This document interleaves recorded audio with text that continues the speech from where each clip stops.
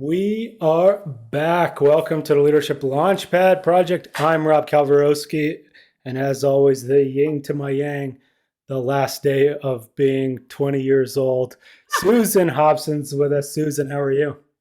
I am still melting over here from my beautiful book. Rob, you're the sweetest man. Thank you so much for putting this together. I had to thank you on air, buddy.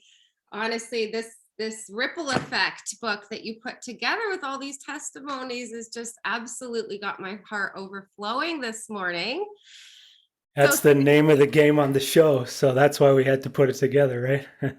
exactly, exactly. Ah, thank you, buddy. I really appreciate it. You're welcome. And obviously, we have a quote. And so we have a quote from a 13th century Persian poet and Islamic scholar, Rumi. And he says, "Yesterday I was clever, so I wanted to change the world. Today I am wise, so I'm changing myself." Whew. Obviously, I love this. Um, and yeah, I mean, for me, it's been the journey is the deeper self work has opened up the possibilities that were not possible for me prior to that. And I think that's where we want to talk about, or that's where we go in everything that we do, is it starts with us and then it ripples out like in the book that we got. Yeah, exactly. That's where leadership begins. It always begins with self-responsibility. You know, that model carries the most weight, right? So we got to walk the talk like we talk to our leaders about on this show, right? That absolutely is what leadership 2.0 is all about. It's integrity, right? It's integrity, it's all these things. And we have a special guest with us today, someone who writes the best newsletter in the psych safety world. We have Tom Geraghty's with us today. Tom, how are you? I'm great. I'm great. Thank you, Rob. Yeah, super nice to be here. And I think it might be the only psych safety newsletter in the world. So yeah, I hope I'm a mid pack at least. It's definitely one I love to read, and I love the one this morning because, well, like I come from the industrial world, and actually I have a lot of people who do root cause analysis for a living, and you were talking about it this morning. And what I've seen a lot in the industrial world is we either stop at the what we'll call the mechanical failure or the equipment failure. Some folks go a little bit deeper and they typically end up blaming somebody, whether that's an operator or a mechanic. And then the ones that really start to get into this business process, cultural aspect. And that's where it gets a little messy, right? And so maybe, Tom, do you want to talk a little bit about what you mentioned this morning in your newsletter? Yeah, appreciate that. Yeah, so I have an yeah, and by the way, yeah, so it's pronounced. So my name is Tom Geraghty, but I almost everyone gets the pronunciation of my name wrong. So I I'm appreciate the sorry. effort. No, that's great. Yeah, so my newsletter is about psychological safety, and I've kind of been a super fan or a super geek of psychological safety for a number of years now, and my background is all in sort of tech leadership roles, well, tech. Originally like sysadmin tech and like doing tech and then moving into tech leadership roles. And I got into psychological safety through a boss sort of around a decade ago. I'll be vague so no one knows who it is. A boss around a decade ago who was like the stereotypical screamy, shouty, blamey, finger pointy boss. And this is sort of coming back to the root cause analysis thing. And so that had sort of two effects really. That it created a really horrible environment to work in. Like it was a nasty. You didn't want to go to work. Like you didn't get meaning or value from work, and so I didn't last very long there. But the other thing I noticed while I was there was that not only were all the systems and all the technical systems, all the platforms, all the software that we used, everything was out of date. Everything was like old and unpatched, and and we didn't innovate. We didn't do it. Like, we were far behind the pack, and that was because no one felt safe to take any risks or try, and even tiny little risks, tiny little ideas. And whilst this blamey boss was actually kind of his personal fear was about failing and failure of systems and the business. But what that actually resulted in was a higher degrees of failure, because when things went wrong, people didn't feel safe to sort of do examine those messy details of failure. John Allsport talks about this really well, and it also, just slowed the business down. So the business just didn't perform very well. And so that was where I learned. In fact, I didn't know this, like the word psychological safety at the time, but that was where I learned that I think the best way of leading would be the opposite of what he did, and that was what I tried to do. I'm curious if you could break down for our audience. We love to ask our guests this question. What does leadership mean to you? It sounds like you were inspired, right, by what leadership shouldn't be. So I'm just curious if you could riff on that for our audience for a second. Yeah, I think, oh God, that's a really good question. I think, so I guess it really comes down to, for me at least, it kind of comes down to helping people and teams be and do what gives them meaning. Like meaning to so that they can finish the day feeling good about themselves, feeling happy that they contributed, but also just that they enjoyed it, and they're not overly stressed or anxious about these things. And I do feel quite strongly that nobody should come to harm through trying to work. And I mean harm in both the sort of physical sense, no one should be injured at work. And we kind of take that for like, we accept that as granted, 0 injuries. Paul O'Neill, Alcoa and stuff like that. Like, we accept this, but I don't know if we've really got to the point where we accept ubiquitously that no one should come to mental harm through work. Like, we accept a certain level of constant anxiety and stress and being unsafe around certain people at work, and that shouldn't be the case. Like, why should we be fearful or anxious or stressed at work? It's not humanly right. And as we've seen through things like Google Project Aristotle and other research, we know that actually psychologically safe environments where people are safe and can be themselves at work are not only like humanly right, but they provide massive dividends for the business as well, and for organizations, whatever kind of organization you are. I mean, even if it didn't provide benefits for the organization, it would still be the right thing to do. We're just really lucky that it also does do that. So why is it then that we have such a difficult time accepting that this should be a requisite at work?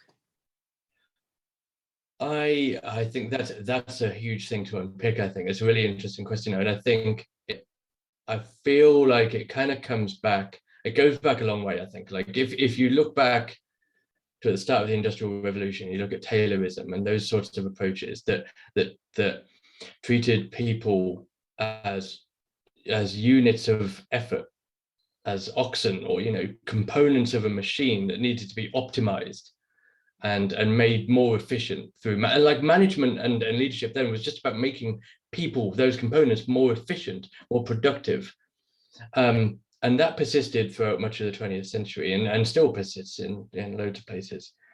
But I think we are now moving past that phase where machines are the core part of value creation, and we're moving to a phase where people and ideas and innovation and these messy details, these messy sort of socio-technical considerations are where most value is drawn from.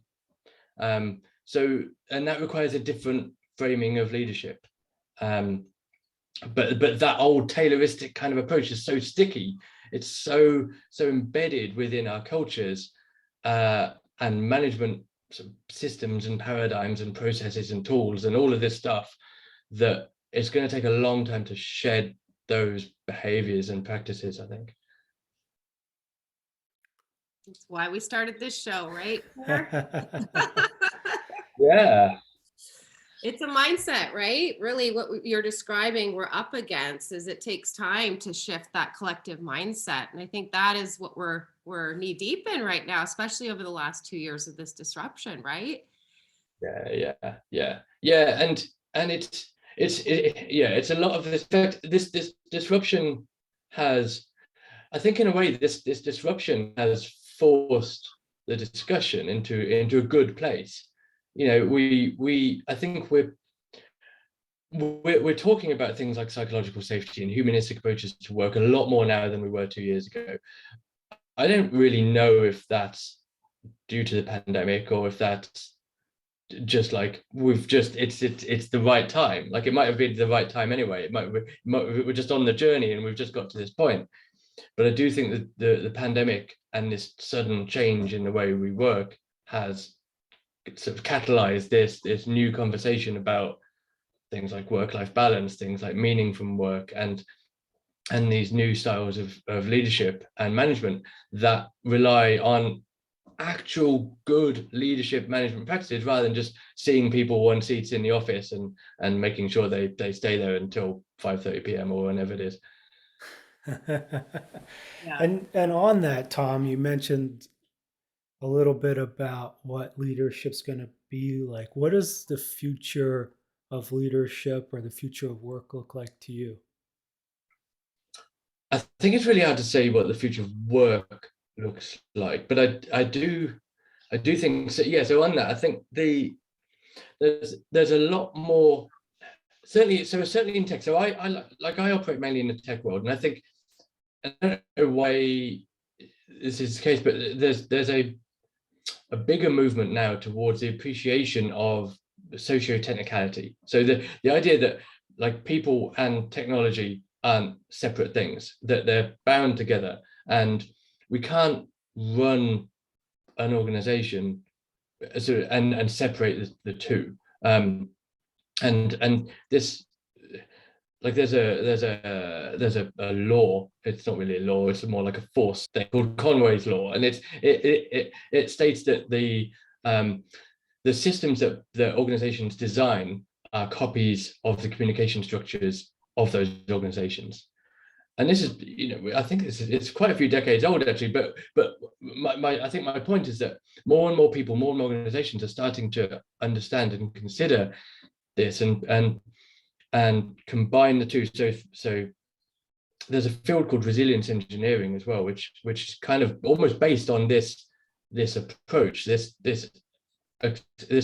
fundamental acceptance, this knowledge that people and technology, and when I say technology, I mean anything from software applications to machines and systems and other things, it's all intertwined. You can't separate the two, and we have to treat it all like one big complex system. And that means we can't really plan. We can only try and create adaptive systems that can deal with unexpected things happening, like a pandemic. Like we didn't see the pandemic coming. Arguably, some people say we should have seen it coming, but it's always the things we don't see coming that really bite us hardest. So the best way to design an organization is to design it for the unexpected, and so that's where I think we're leading. And I'm curious, what role does psychological safety and creating psychologically safe work environments play in that, do you think?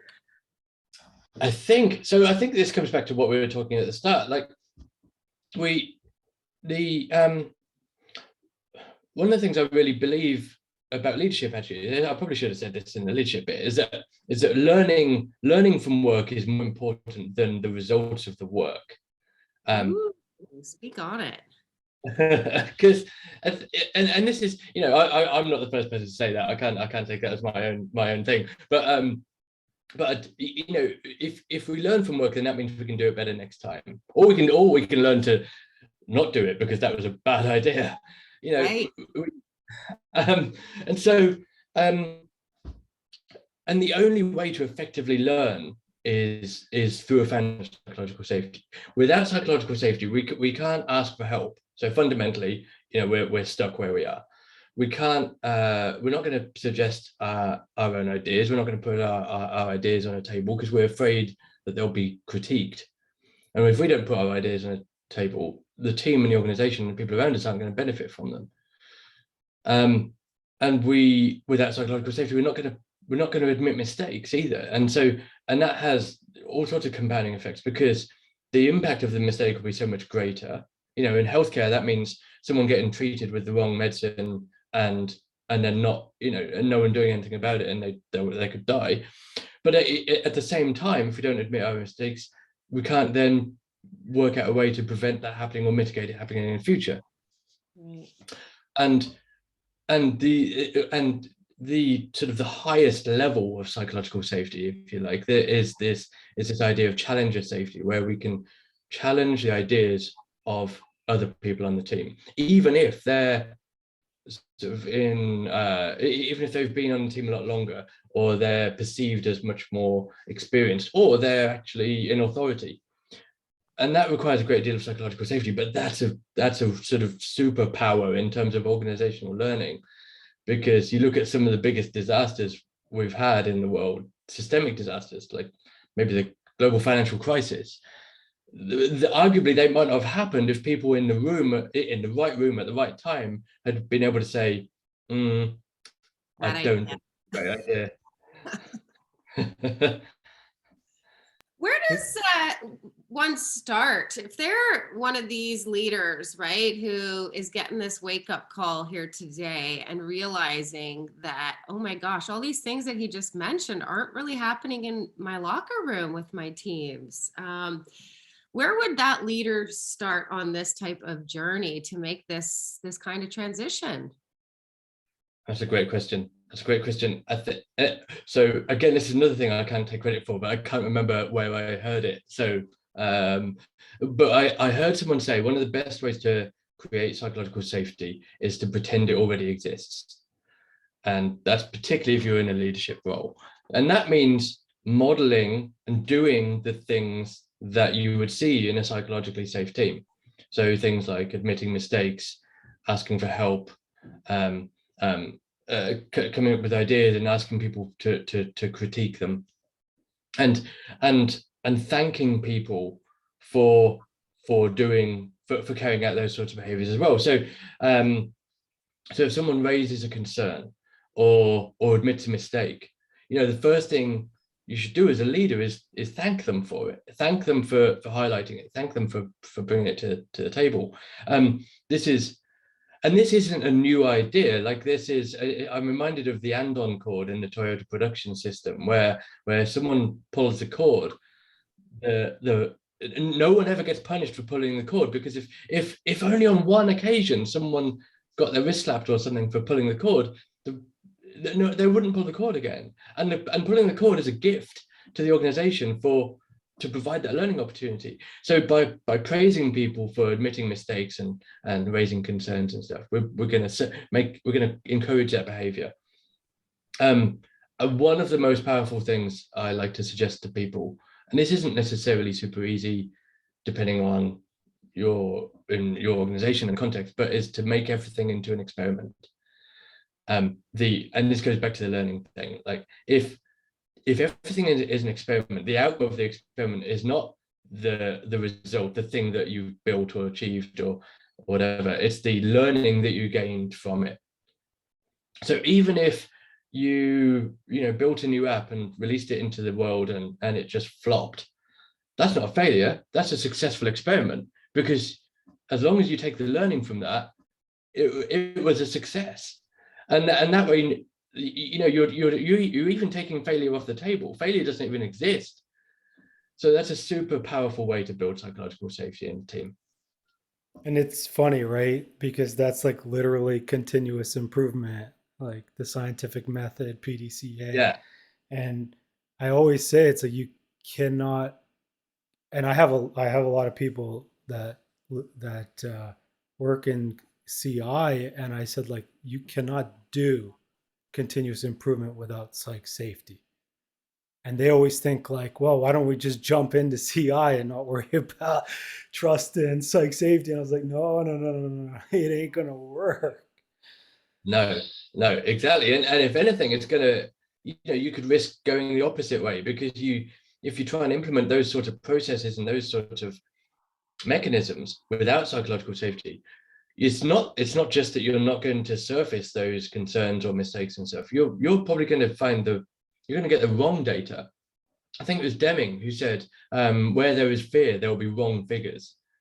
And if we're making decisions and stuff based on the wrong figures, that isn't continuous improvement. That's continuous disimprovement, or whatever it is. That's going the wrong way.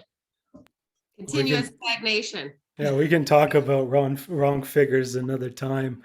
I literally had a conversation yesterday where, and the gentleman works at a manufacturing plant, and they had basically two first aids. I think it's this quarter this year, and they were reported.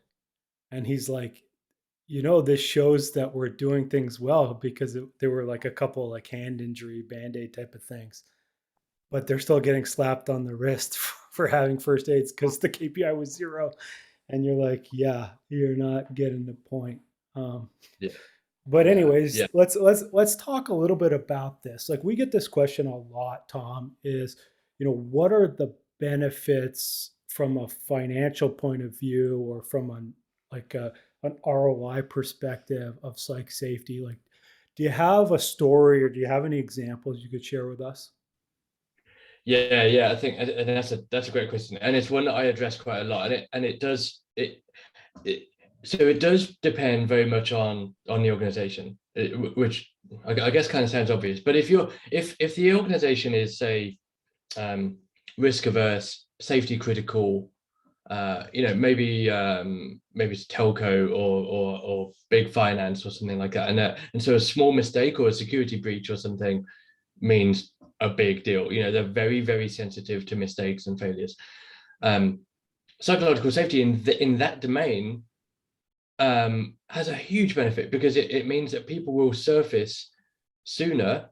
Well, they'll surface mistakes and problems and concerns sooner, and rather than in non-psychologically safe environments where they might not even surface them at all, and that vulnerability sitting there in the system ready for disaster to happen.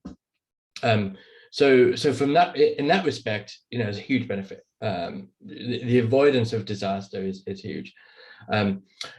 In other types of organizations where they're trying to innovate quickly and move quick, then psychological safety means those ideas we need to get out there and iterate quickly on, and this experimental approach to delivery that it is much faster. In fact, you can't do it without a culture of psychological safety. So those two ends of the spectrum exist, but at the same time, you've got this kind of foundational aspect of, in a culture of psychological safety, people are happier, right? And high performing teams aren't happy because they're high performing. They're high performing because they're happy, and happy teams will recruit more people onto the team. They'll take less time off sick. They will commit to goals, to higher stretch goals that unhappy teams wouldn't necessarily do, and all these other sort of process and organizational benefits occur through that sort of just having happy, content teams that are engaged with their work. So you've got these different dimensions of the benefits that come from psychological safety. Yeah, and I mean, and you asked for an example. One of the best examples I remember that was in my career.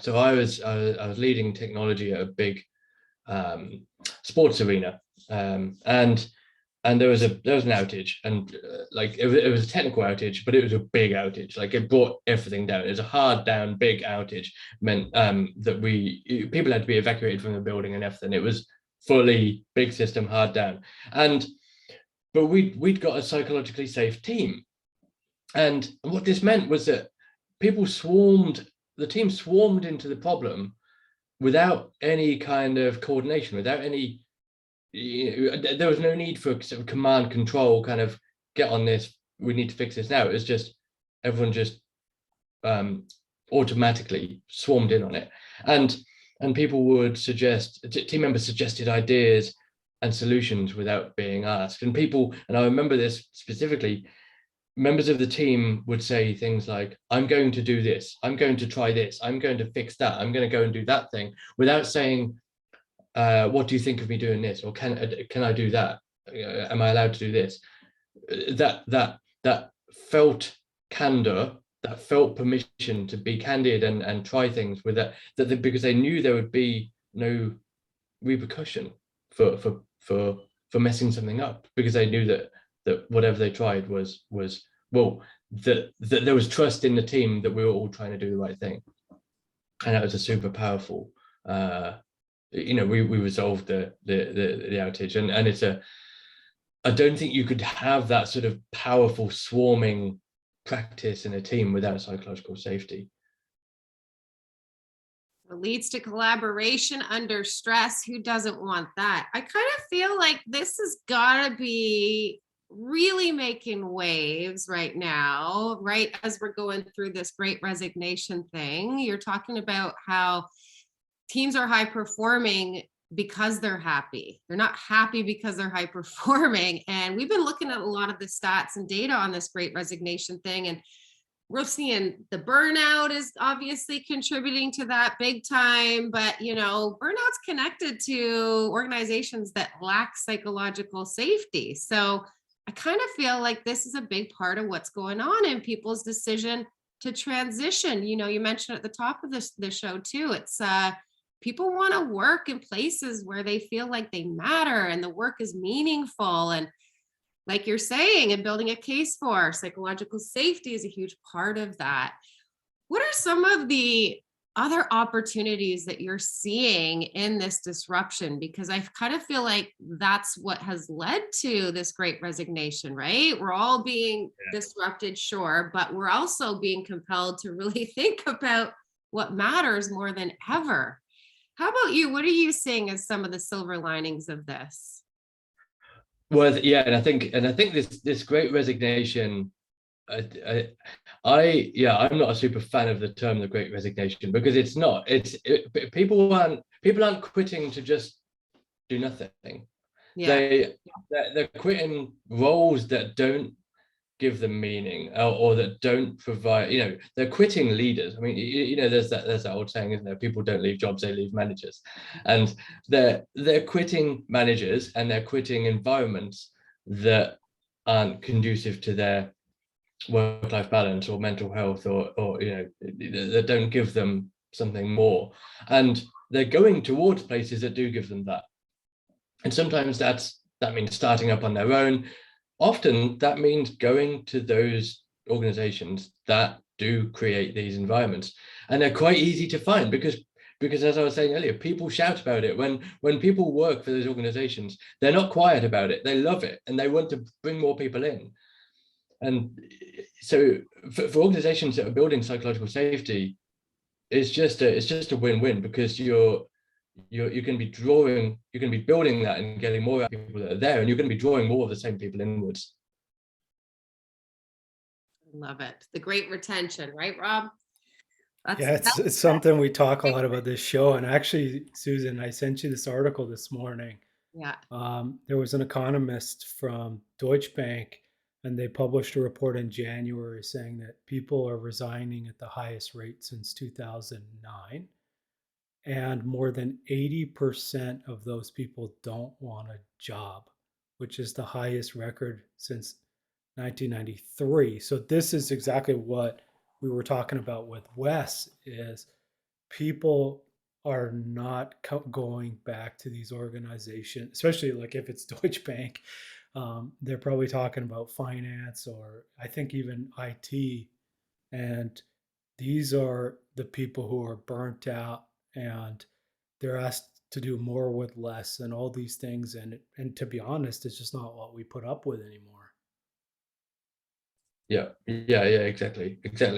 And I mean, there's an argument that, when there's dynamics like this in the marketplace, where there are more jobs than there are people to fill them, then the balance of power changes and stuff like that. But that, I think that it has to be only a good thing. It's encouraging these organizations to begin to think about more humanistic approaches to leadership, because that's the only way they're going to succeed for all sorts of reasons. The Great Awakening. I think we should go with that. Yeah. That's my vote. The Great Awakening. So Tom, obviously a lot of folks, they've started to hear about psych safety, and some will just jump in and try to do it. For those folks, like, what are some common mistakes that leaders make when they're trying to build or start out on their psych safety journey? Yeah, so there's there's a number of mistakes, or at least, or maybe not even mistakes, but there's a number of misapprehensions that I see that are kind of common traps, I guess, with psychological safety. Which one is sort of thinking of it as a luxury, sort of thinking of it as something that you begin to think about once you're successful, or after you've built, built a team, you've got some revenue coming in, and whatever. It's like the luxury, the cherry to put on top. But it's not the cherry to put on top. It's the very foundation of the team. It's the first thing you do, not the last thing you do. There's another, I guess, misperception, which is that it only applies to certain kinds of team, or that it's a bit sort of pandering. It's a bit sort of a wellness, or sort of just sort of a nice thing to have. But if you look at mountaineering teams, like Nim's Dai ascending K2 in the winter, like with his team, like those teams they exist in an incredibly unsafe environment, probably the most unsafe environment in the world, and yet they are incredibly psychologically safe, and that's what enables them to achieve such incredible things, like ascending K2 in the winter without dying. And the US military talk about psychological safety in their squadrons, and no one would, I don't think anyone would call that pandering. They're trying to create elite high performance squads.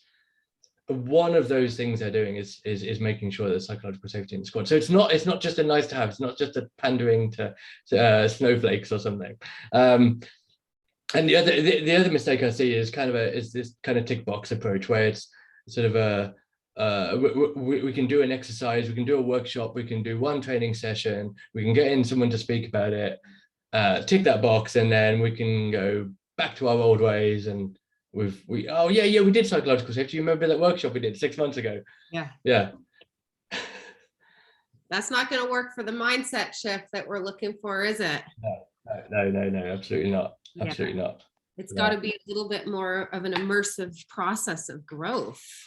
Yeah, exactly. It's a continuous effort, and it's hard work. And I've said this before to people, like it's hard work. It's hard work like a marathon is hard work, not like quantum physics is hard work. It's hard work because it's a constant effort and constant behavioral change, and often, and in many organizations, it means dismantling some of these power structures that have been been present for so long, that kind of perpetuate this Tayloristic way of working that we were talking about before. Right. Well, we got to pull out the big guns, don't we, Rob? We've got all this awesome riff in terms of psychological safety, and I kind of feel like this is one of the most important topics for us to be conquering right now in leadership. So thank you so much for making that case. But I have to ask, because this is another thing we love to ask our guests, what do you want your legacy to be with all of this wonderful work that you're doing, spreading the gospel as an evangelist for psychological safety? That's a really good word. That's the first time I've been called that, and I'm going to let that stick. I enjoy that. I appreciate that. I'm going to use that. I think it kind of comes back to it. So if I can, one of the things I'm trying to do with my work is like you say, spread the good word, and have that reach as many people as possible. And I appreciate that the impact I'm going to have is probably very small. Laying these little breadcrumbs and these little nudges to help people open their doors and start their journey and investigate more ways of doing things in their own way and lead their own teams.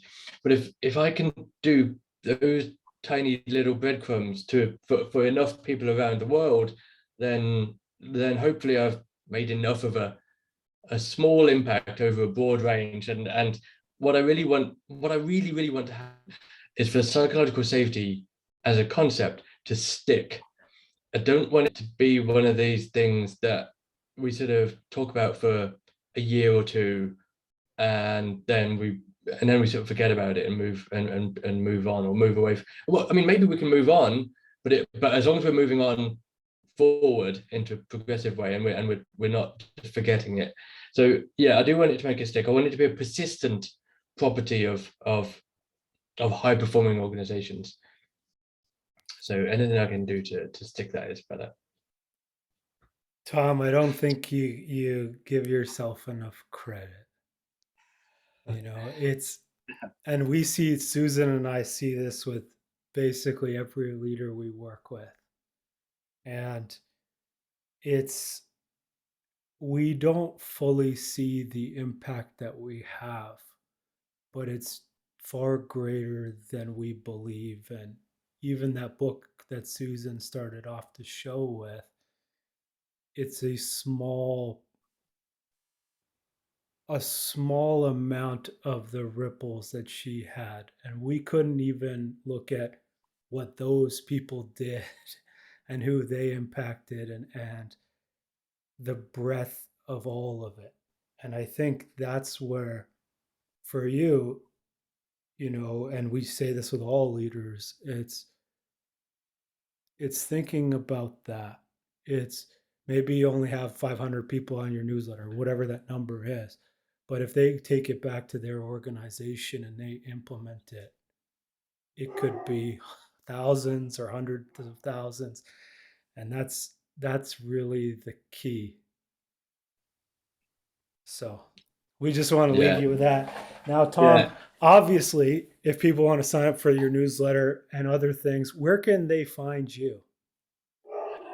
Yeah, good. Yeah, so if people want to head over to psychsafety.co.uk, then yeah, that's kind of the place where I try and aggregate all this psychological safety stuff, all this amazing work that other people are doing, whether it's books or research or podcasts and everything. I try and bring it all there, bring it all into one place. So there's a weekly newsletter by email that you can sign up to. There's a really lovely community that we have, and so you can come over and join that. And if you want to speak to other people getting involved in psych safety, then that's there. And there's a ton of resources like to use with your teams, and if you just want to dive into it and practice it and learn more about it further, it's all there. We also have, well, we've done one meetup so far. We're planning another meetup. So so whenever that, we'll let you know when that happens. And you can email me at tom@psychsafety.co.uk, and you can find me online actually on Twitter at Tom_Geraghty as well. Awesome. So we'll drop all that stuff in the podcast notes. And for us, obviously, please hit subscribe to the Leadership Launchpad Project on your favorite podcast platform. Share this podcast or all the other ones with the leaders in your life who are looking to build psych safety and build high performing teams. And for all of our services, leadership development, DEI, keynote speaking, burnout, high performance mindset, and we do some work in psych safety as well, head over to elitehighperformance.com and you can find all the information there. Now, Susan, is there anything you want to leave us with today? I'm just having one of those full circle moments listening to Tom here. You know, started off this show thanking you for my Ripple Effect book in terms of all these testimonies from people who, you know, I just went on this mission 15 years ago because I, like Tom and you, Rob, you know, had experienced some of the negative effects of being in unpsychologically safe environments. And all I did was go on this mission to create safe spaces for people's growth. And I just can't help but stop in this moment as I'm about to turn 40 tomorrow and see the ripple effect that has ensued from that one decision. So if any of our leaders out there are still on the fence, right, in terms of wanting to even just take that first step, I mean, please bear witness to my testimony. It was the best decision that I ever made. And it absolutely has the power to change this world, everybody. So, how can we not take that step when the world needs it more than ever, especially after listening to Tom, the evangelist, with his gospel? You're welcome, Betty. That one is definitely my gift to you, and my gratitude to you for being here today to help us spread that ripple effect even further. Oh, thank you, Susan. Thank you, Rob. It's been a treat, and I'm so grateful for the chance to appear on here. And for me, I mean, the benefits of low fear, high trust teams are immense. And obviously the negative effects, like Tom talked about his, for me, it was mental health struggles. These are, I guess, the impacts of high fear, low trust teams. And what we ask leaders to take is a journey. And I'll leave you with another quote from Rumi, and he says, "It's your road and yours alone. Others may walk it with you, but no one can walk it for you." And so take that first step. Tom, thank you so much. Everybody, we really appreciate you listening, and we'll see you all next week. Bye, everybody.